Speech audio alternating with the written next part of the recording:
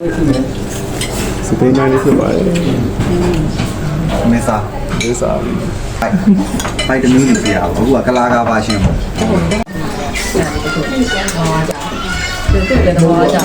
ကြည့်ရလူတွေ ကျွန်တော်ရဲ့ day 2 shooting လေးပါကြည့်ရောက်ပါ အဲ့ဒါမှမဟုတ်တိုက်ကိုစင်တင်ဒီလိုမျိုးတွေတက်မှာ ခေပါ ဒီမှာပါနော် ဟောကျွန်တော်ရဲ့ shooting day 2 လေးပါကန်ရီထဲမှာ